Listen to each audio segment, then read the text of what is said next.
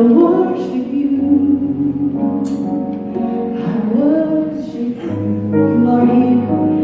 You are here. Healing every heart. Healing every heart. I worship you. I worship you. You are waymaker. You are waymaker. Miracle worker. Promise keeper. Light of the darkness. My God, that is who you are. Saya katakan kau membaca Tuhan. Waymaker, miracle worker, promise keeper, light of the darkness, my God, that is who you are. That is who you are. That is who you are. That is who you are. That is who you are. That is who, kata saya lagi, that is who you are. That is who you are. That is who you are. That is who you are. That is who you are. Saya undang saudara untuk berdiri. Puji Tuhan.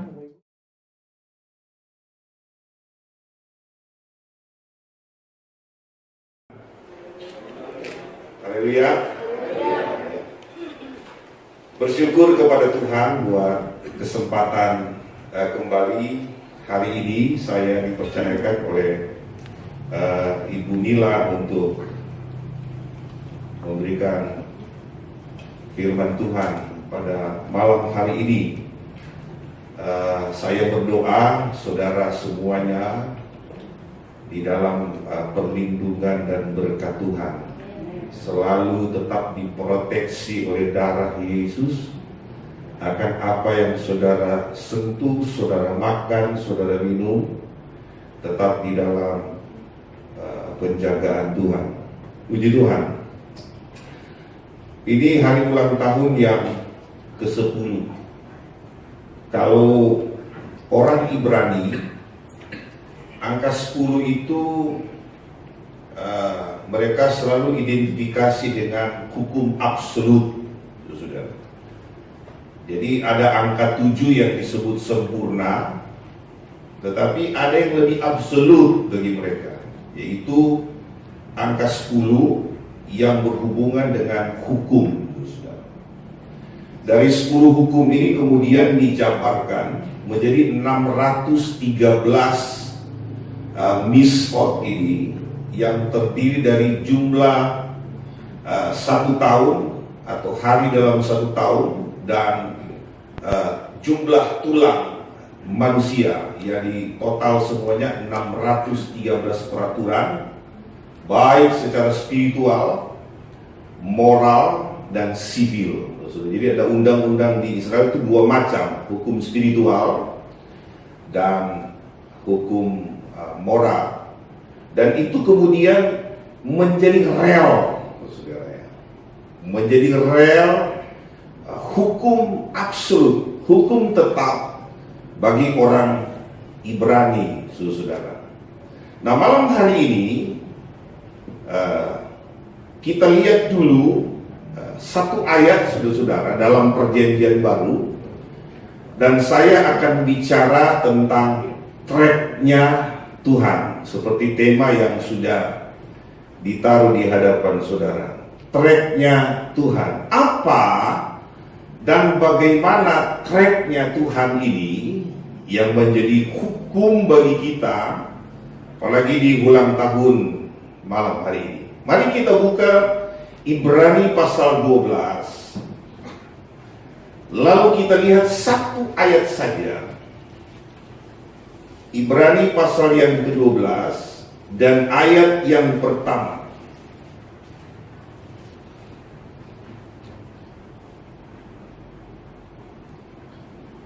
Karena kita mempunyai banyak saksi, maksudnya pasal 11, bagaikan awan yang mengelilingi kita, marilah kita menanggalkan semua beban dan dosa yang begitu merintangi kita, dan berlomba dengan tekun dalam perlombaan yang diwajibkan bagi kita. Satu ayat ini akan saya bagi dalam 3 hal penting, yaitu konteks dekat dan definisi istilah. Lalu yang kedua, konten atau isinya. Dan yang ketiga adalah konklusinya atau kesimpulannya. Nah, saya langsung masuk saja, tidak usah lama-lama. Di bagian yang pertama, yaitu konteks dekat dan definisi istilah. Seperti saya sudah sebut tadi, bahwa konteks dekat atau ayat yang mau dibahas di pasal 12 ini konteksnya ayat 11, pasal 11. Kalau saudara baca pasal 11 itu sudah tahu semua tokoh-tokoh iman, saudara, yang dicatat dengan begitu komprehensif di dalam perjanjian lama tentang iman mereka yang sungguh luar biasa. Oleh sebab itu di pasal 12 ayat 1 ini, penulis kitab Ibrani, saudara-saudara, dia ingin supaya para pembaca pasal 12 ini untuk konsisten di dalam mengiring Tuhan. Jadi menyerukan bagi pembaca surat Ibrani ini pasal 12 supaya para pembaca ini imannya tetap konsisten seperti di pasal 11. Penulis surat Ibrani ini menyerukan saudara supaya di dalam mereka mengiring Tuhan harus tetap konsisten. Nah, ini juga menjadi bagian kita supaya di tengah-tengah krisis yang terjadi ini, Tuhan ini lagi lihat apakah iman kita konsisten atau tidak. Gitu. Apakah pengiringan kita kepada Tuhan tetap konsisten atau tidak.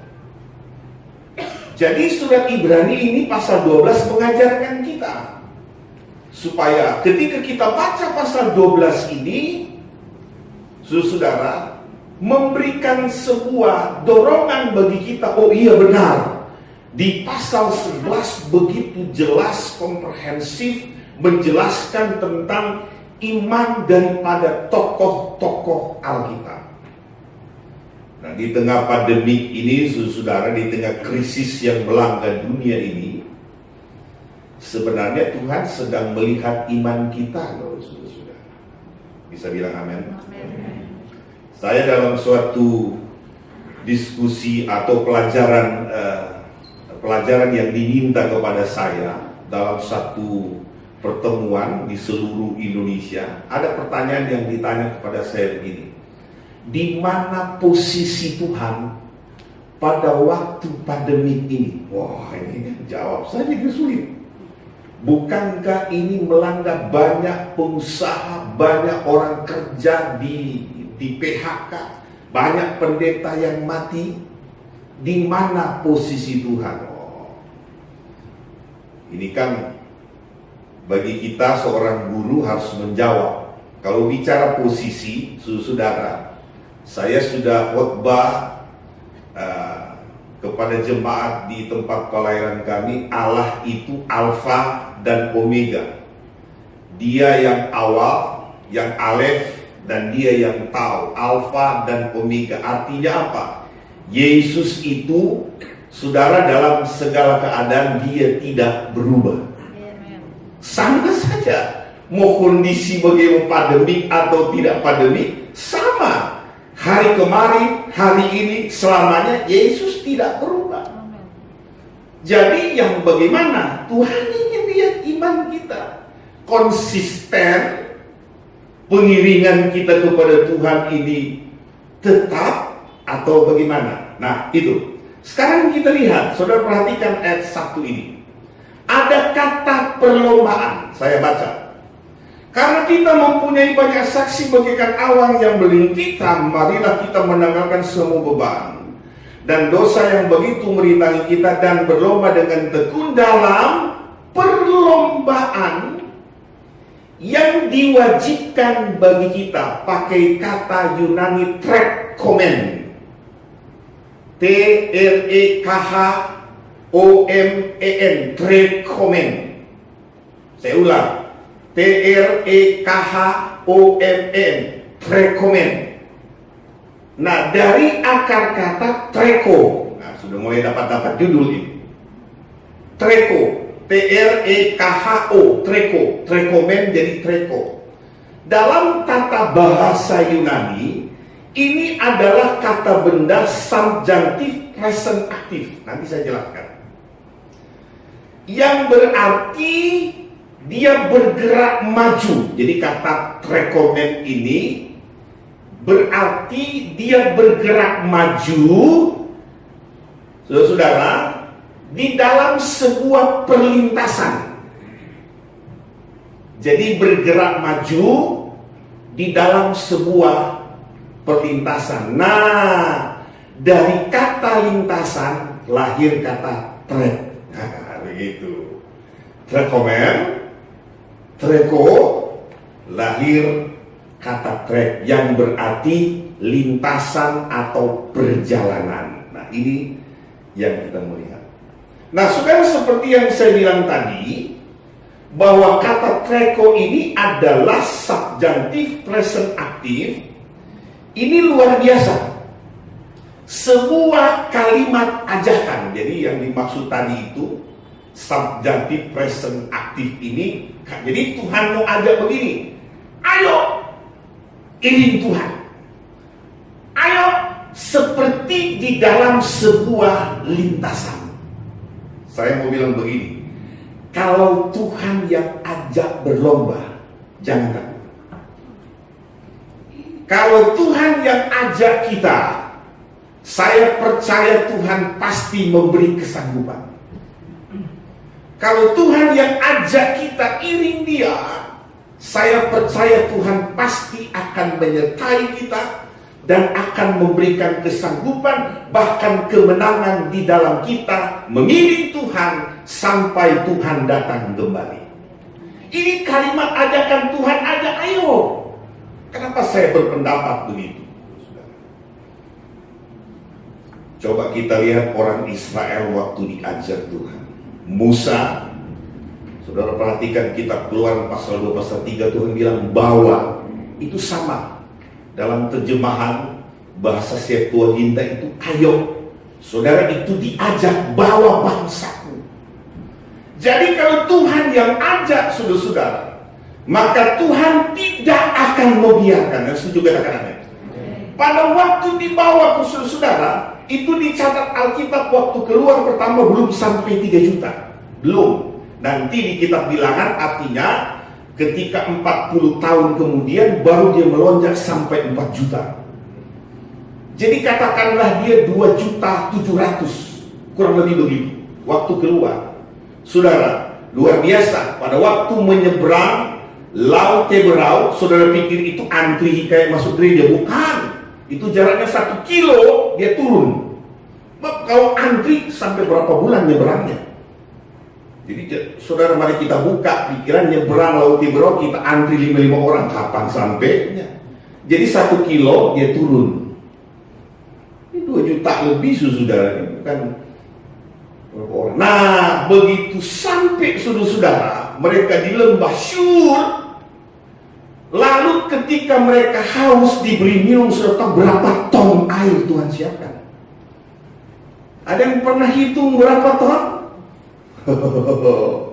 Soalnya kalau 2 juta saja, nah kalau 1 ton itu yang isinya berapa liter? 5.000 liter, sudah kali 2 juta. Berapa juta ton air Tuhan siapkan? Kalau Tuhan yang ajak, saya percaya Tuhan tidak biarkan. Haleluya. Begitu juga sama ketika mereka lapar, pingin makan daging, Tuhan kasih daging burung puyuh. Berapa ton? Ini koki simut, saudara. Nanti tanya di sorga siapa kokinya. Ini harus kasih makan jutaan orang, saudara.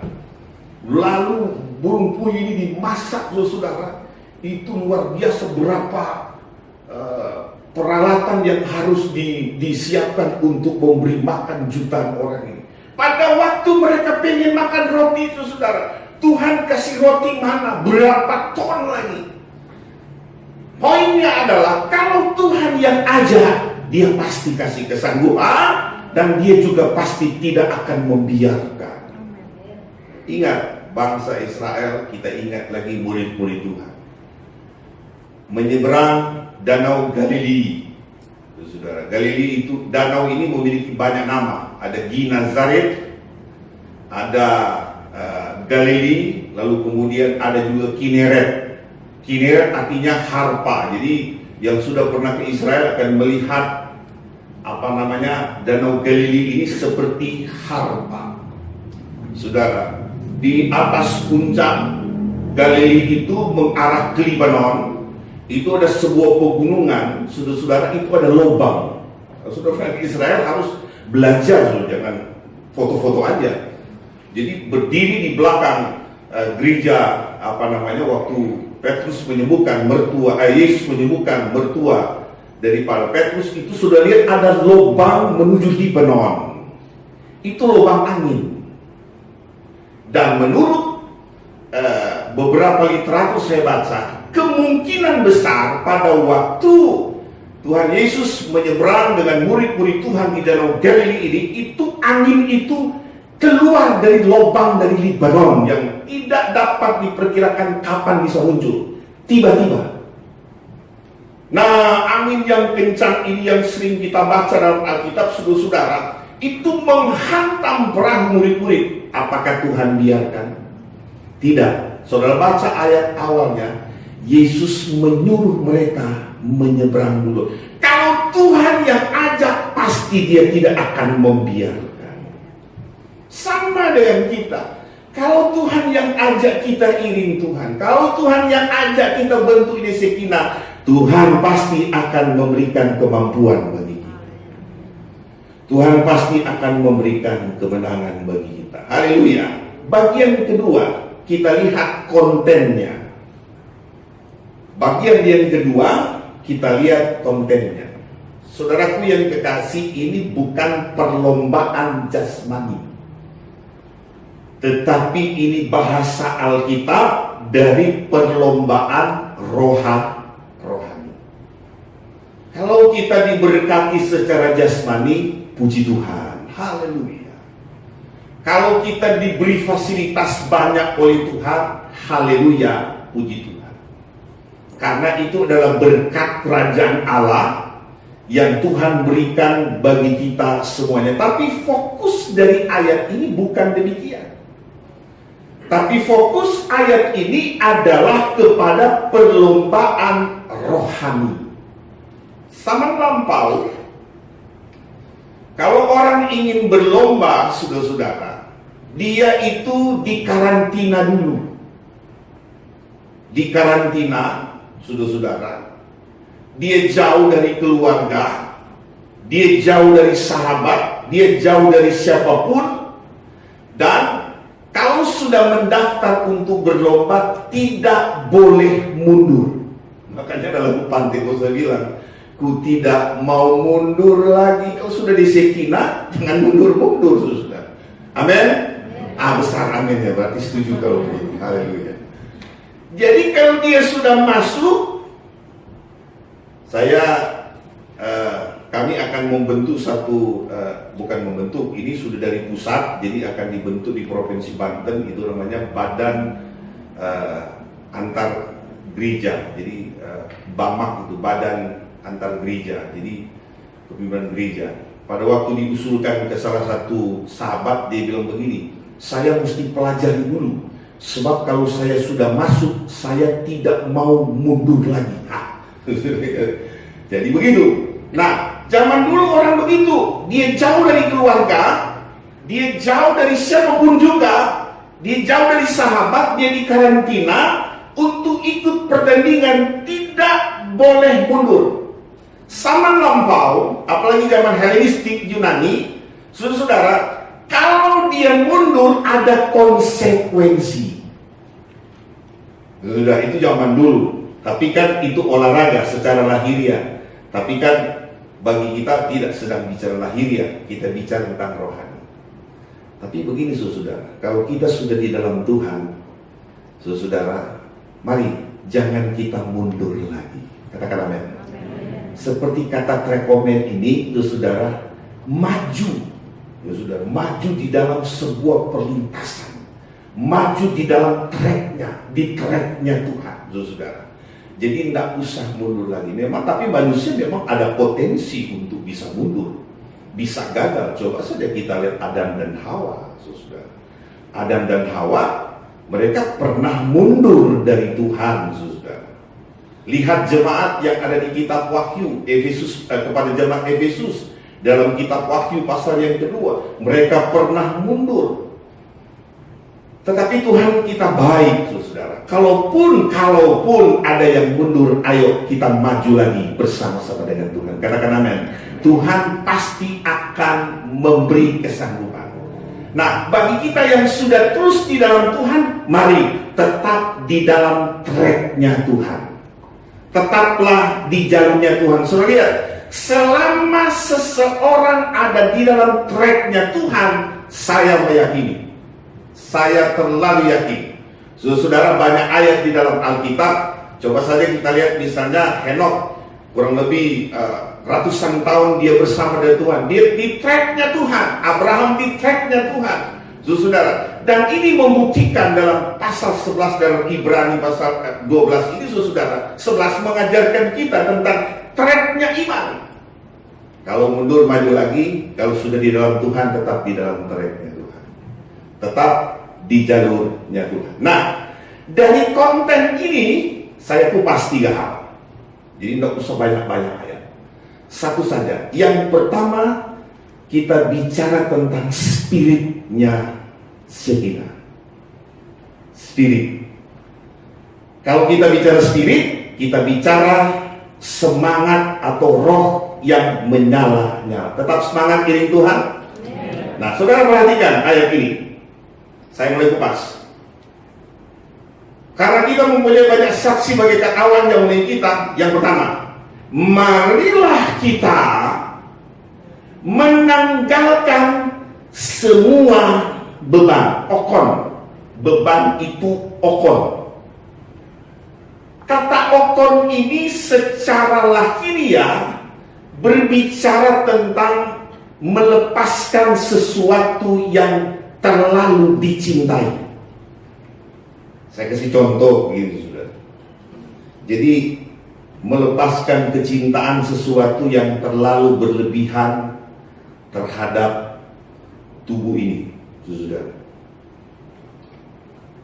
Saya pernah cerita dulu, ada satu rubrik saya baca, ada ibu-ibu, saudara, karena senang sekali memakai bulu mata, saudara. Dan tentu pakai bulu mata tidak masalah, saudara, tidak masalah.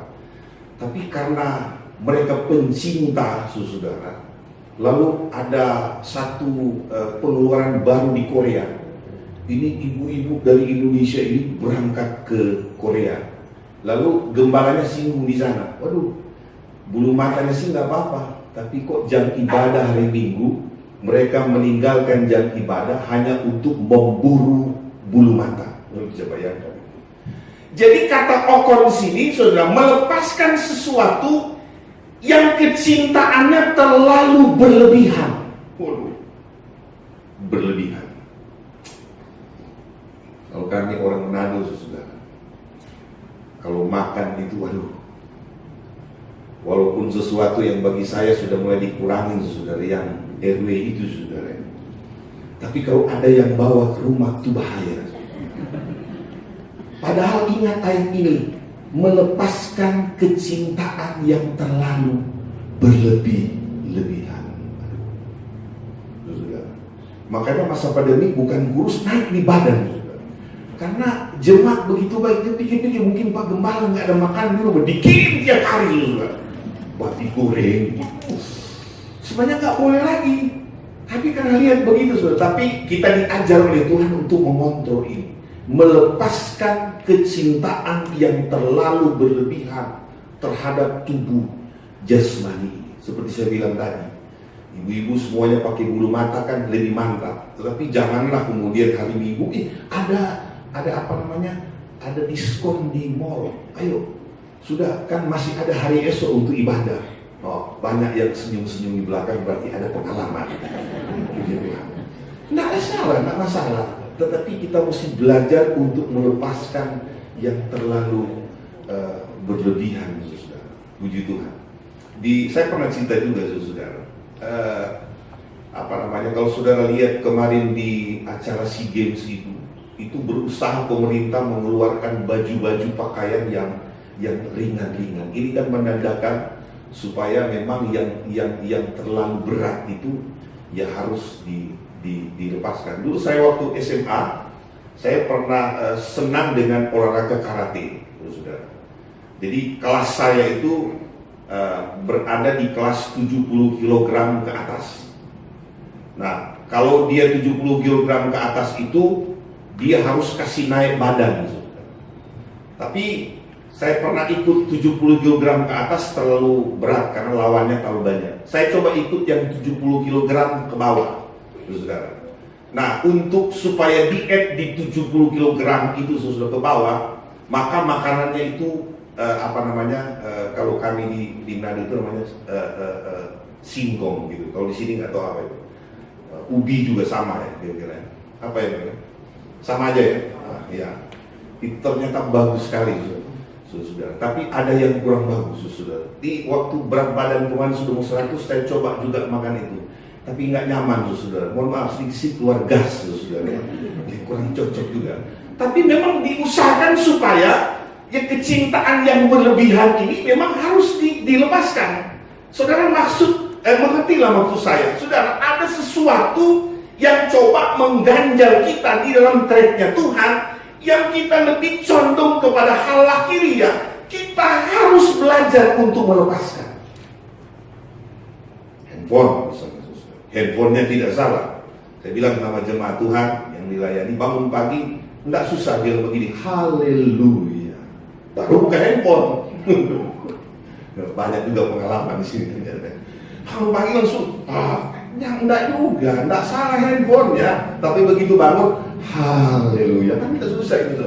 Itu luar biasa. Orang Ibrani sama, so. Begitu bangun dia akan begitu. Shema Israel Adonai Eloheinu Adonai Echad. Haleluya. Orang Ibrani begitu ketat, saudara. Nah, saudara, jadi ada hal yang perlu kita memang lakukan itu karena ini kan sulit sekali, ya, saudara. Jadi kalau kita bicara beban, di mana-mana ada. Di kantor pasti ada beban, di keluarga pasti ada beban, saudara. Saya pernah dapat anggota jemaat, saudara, dulu waktu masih di kos-kosan. Sayang baku sayang, saudara, ya. Waktu masih di kos-kosan, luar biasa. Kalau ke gereja itu anak sudah satu tapi masih gandengan dengan. Kadang-kadang kalau terima telepon suaminya, istrinya, luar biasa. Jadi saling panggil Pak, Mam, luar biasa ya. Nah, tetapi begitu dapat rumah gedong, saudara-saudara, sudah mulai ini dia menghadap gembala. Kenapa? Sudah mulai ada beban ini, saudara. Sudah mulai ribut di sana. Sudah mulai banyak hal-hal yang coba kemudian masuk di dalam rumah tangga. Jadi ada hal-hal yang mulai, saudara, kecintaan yang jasmani mulai dilebih-lebihkan, saudara. Nah, kita mau belajar untuk tetap di track Tuhan. Tuhan yang harus jadi utama. Kalau kita sudah di jalurnya Tuhan, tetaplah, saudara. Saya percaya kalau selama pohon itu dekat dengan air, dia akan berbuah dengan luar biasa. Tetaplah di dalam tracknya Tuhan. Haleluya, puji Tuhan.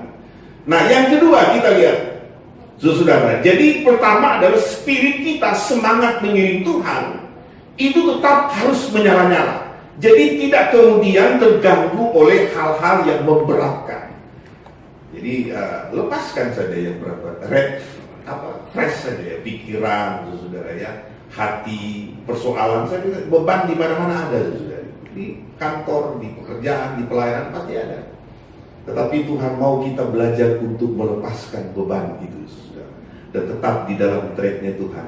Jangan coba keluar ke kiri, jangan coba keluar ke kanan, saudara. Kalau kita keluar dari jalurnya, aduh, ada konsekuensinya. Tapi Tuhan sayang, kalau engkau keluar, yuk balik lagi yuk di tracknya Tuhan.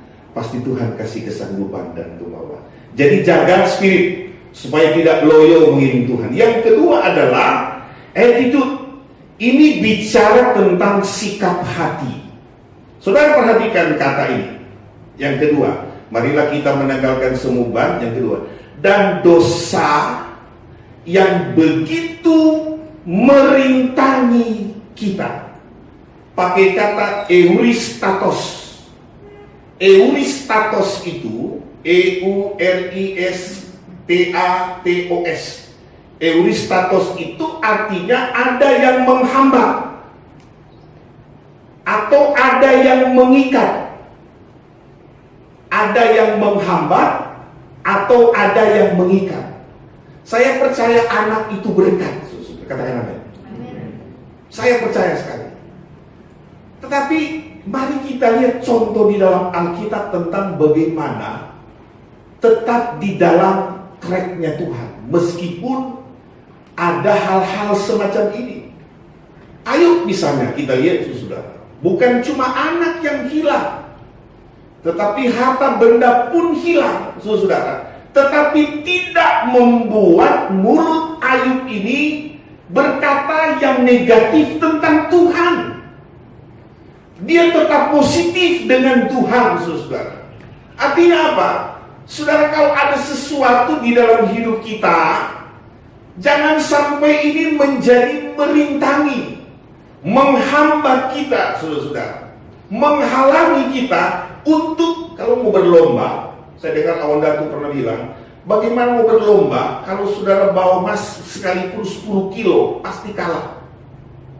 Kalau mau lari, katanya atletik, saudara, saudara bawa emas 10 kilo, pasti kalah. Karena ada yang menghalangi. Nah, saudara, ini rumah tangga muda. Saya juga masih termasuk rumah tangga muda, walaupun anak saya sudah berkuliah, tapi saya menganggap masih muda.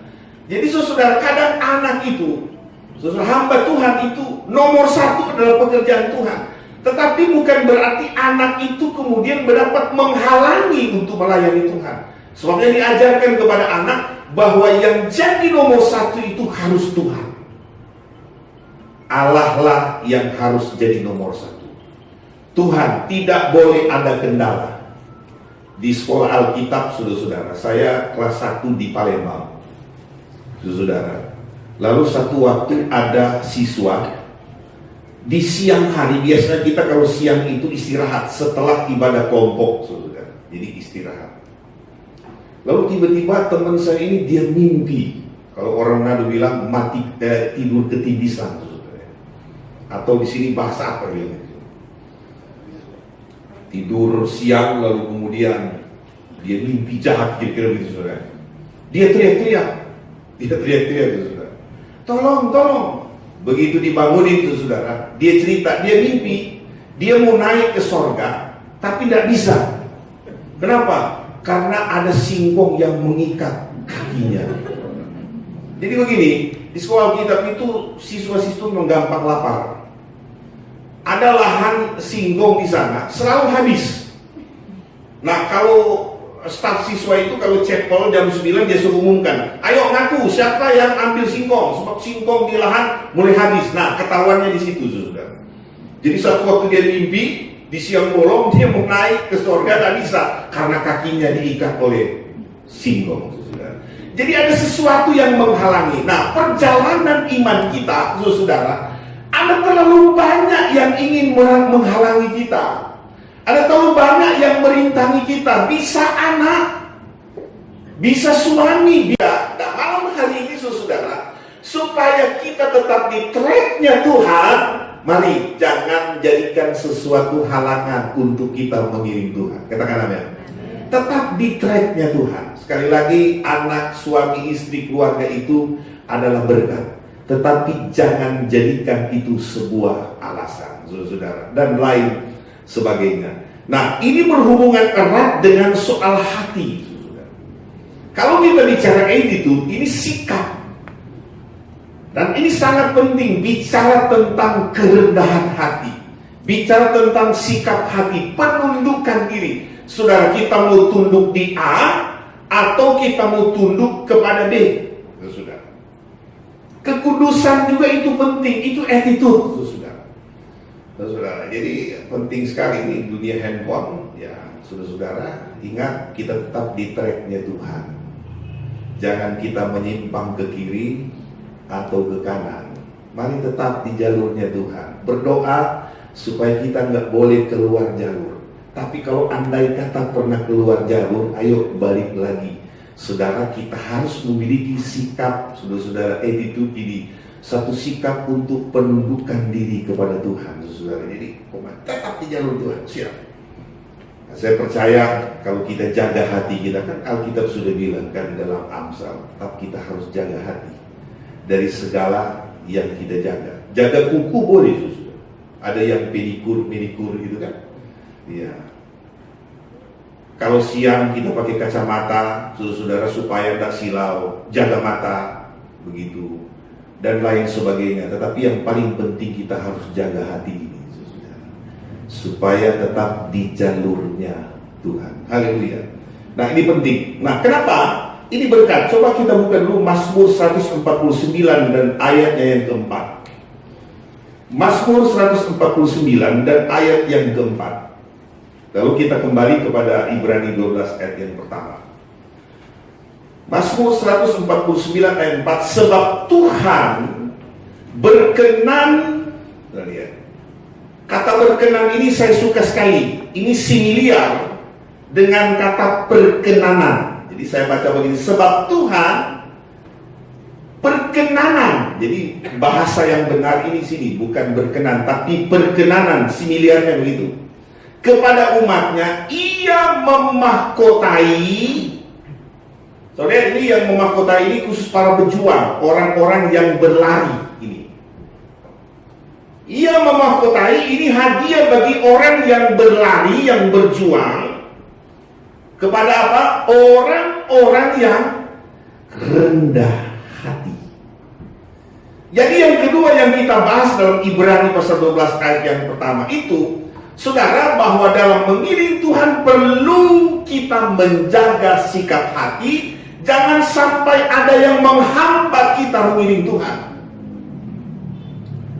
So, lihat, Tuhan berkenan atau perkenanan. Ada lagu lama yang sini. Perkenanan, gimana lagu itu? Teguhkan hatiku, Engkau yang bertindak, memberi pertolongan. Sudah lewat ya kata-katanya.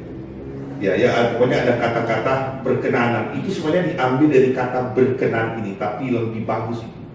Saudara, jadi Tuhan memahkotai, Tuhan memberi hadiah kepada orang yang ada di tracknya itu, di perjalanan itu dia kasih hadiah. Jadi perlu sikap hati ini jangan sampai ada yang menghambat, saudara. Jangan sampai. Tetap di tracknya Tuhan, Tuhan pasti kasih kemampuan bagi kita semua. Yang terakhir, kembali Ibrani pasal 12 dan ayat yang pertama. Haleluya. Yang ketiga adalah petins atau murah dengan kesabaran. Saudara perhatikan yang terakhir. Dan berlomba dengan tekun dalam perlombaan yang diwajibkan bagi kita. Nah, lihat kata yang berlomba dengan tekun itu pakai kata hupomone. Bahasa Inggris pakai kata murah dengan kesabaran, petins. Hupomone, ini artinya bertahan atau sabar. Sabar, Tuhan Yesus sertamu. Sabar, Tuhan Yesus sertamu. Sabar, sabar, sampai Tuhan Yesus datang. Saudara mau apa lagi dengan hidup ini kalau bukan sabar? Ya sabar saja. Ini pandemi kita nggak tahu sampai kapan. Ya sabar saja. Yang belum ada jodoh, ya sabar saja. Semua harus sabar. Seperti petani yang menunggu panen. Lihat, dan berlomba dengan tekun. Jadi dalam mengiring diri kepada Tuhan, Tuhan meminta kita ini, saudara-saudara, memiliki jiwa yang sabar. Apalagi mengurus persekutuan semacam ini, saudara, atau lembaga ini, atau bagian dari unit ini, saudara. Ini membutuhkan satu kesabaran yang tinggi satu sama lain. 10 tahun, saudara. Dan ini menjadi hukumnya orang Israel. Dia tetap ada di rel hukum itu, saudara. Dan perlu kesabaran. Makanya Tuhan mengajarkan kepada murid-muridnya, kalau engkau harus mengikuti aku, kamu harus pikul salib, mengikuti aku. Dan banyak ayat yang disebutkan Tuhan, bahkan kalau mengikuti dia harus menangkal diri. Ya saudara. Jadi kita perhatikan yang ketiga, dalam berlomba ini kita mesti sabar. Sabar. Ada ketahanan. Tekun sekali. Ya mau apa lagi, sekali lagi. Tidak bisa kita marah-marah di tengah krisis ini. Tapi biar kita sabar. Saya percaya Tuhan pasti akan menolong kita semua. Tetap di jalur Tuhan, Tuhan pasti akan memberkati kita semuanya. Dan konklusinya, bagian terakhir, kesimpulannya, tidak ada orang yang dibiarkan Tuhan, saudara, bagi mereka yang rendah hati, bagi mereka yang selalu jaga sikap hati, yang sabar, yang menunggu dengan sabar, tetap di jalannya Tuhan, saudara. Maka Mazmur 1 ayat 3 berkata, dia seperti pohon yang ditanam di tepi aliran air. Pohon itu tidak selalu berbuah, tetapi dia sabar. Dia tetap dekat dengan sumber. Dia tetap dekat dengan Tuhan. Yesus berkata dalam Yohanes pasal 14, kalau engkau di dalam aku dan aku di dalam kamu, kamu akan berbuah. Saudara, ada hasil. Nah, di dalam mengiring Tuhan ini kita membutuhkan 3 hal tadi. Yang pertama adalah kita membutuhkan, saudara-saudara, jiwa yang bersemangat. Yang kedua, kita perlu memiliki sikap hati. Yang ketiga, kita memerlukan kemurahan hati, kesabaran di dalam mengiring Tuhan. Saya percaya kalau kita di tren Tuhan yang benar, Tuhan pasti akan memberkati kita. Jalur keluar sedikitnya cepat balik, saudara. Tuhan penolong kita yang ajaib. Dia tidak akan membiarkan kita selalu mengalami hal-hal yang tidak baik. Dia tetap akan mengingatkan. Komando dalam berlari di dalam perjanjian lama, dalam literatur yang saya baca, kalau sudah mulai salah, itu pasti dibetulkan oleh komando. Saudara, kita punya komando yang baik, yaitu Yesus. Dia tetap akan menolong kita, beri kesanggupan, dan memberi kemenangan. Saudara tetap bersemangat in Tuhan, tetap jaga hati, dan tetap sabar mengiring Tuhan. Tuhan Yesus memberkati kita. Kita angkat satu pujian lalu kita berdoa bersama-sama. Puji Tuhan.